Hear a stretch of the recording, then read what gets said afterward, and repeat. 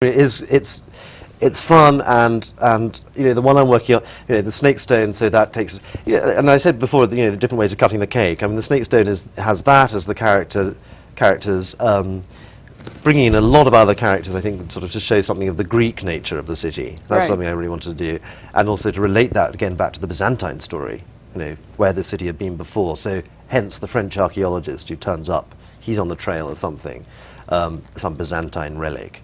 Right. And, so we use that, and then, of course, there's a, well, it was fun to bring in Lord Byron and the siege at Missolonghi, and but that's such a gift. I mean, so I was in Venice, and that came just as a bolt from the blue. I was in Venice. We took an apartment there for a few days, and when there was a book there which told me that Byron's doctor, Byron's doctor, who looked after Lord Byron, the great poet, as he died in the cause of Greek independence in 1826 at Missolonghi, this very man, Dr. Millingen, had 10 years later reappeared as the Sultan's private physician in Istanbul.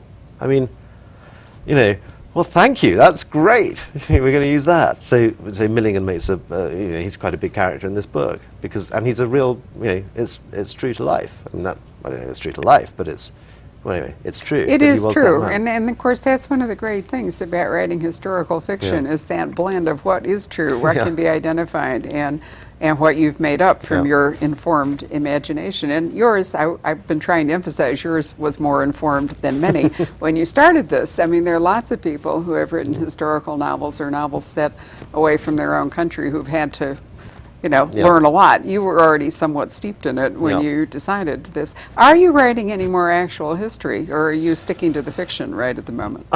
Right now, I'm sticking to the fiction because, well, it'd be dumb not to, really. I mean, I like it. It's fun to do. They're translated into, 37 different languages. There's quite a lot of people who would quite like there to be some more stories.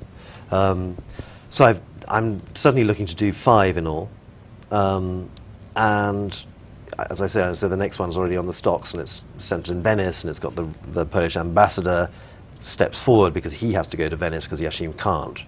Although there's a twist there.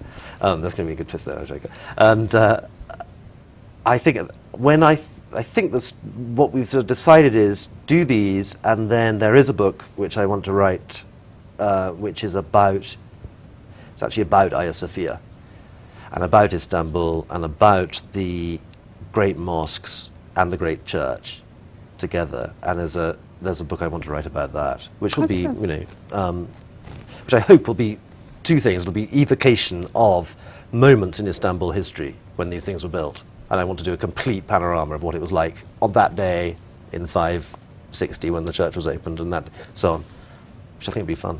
I think it'll be very exciting. I'm going to lead you by the hand to 2 authors that I want you to meet, Mary and Eric Reed, who have written a series about Justinian, 1 for sorrow, 2 for joy, 3 for letter, 4 for boy, all to do with the Nika riots and the building of the church, their mysteries.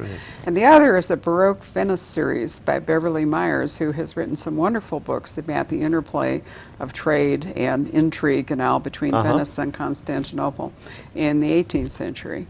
So they're both, I think, fascinating. Right, Grist to my mill. I'd love to read them. And grist to mine, because I'm the editor of both these authors and publish them, and I am fascinated with their stories. So you can see why I fell for your work with a resounding thud. Thank you for coming to see us today. It's really been fun talking to you. Thanks, Barbara. It's been very nice to be here. Nice to be in Phoenix. And thank you for joining us on this episode of the Criminal Calendar.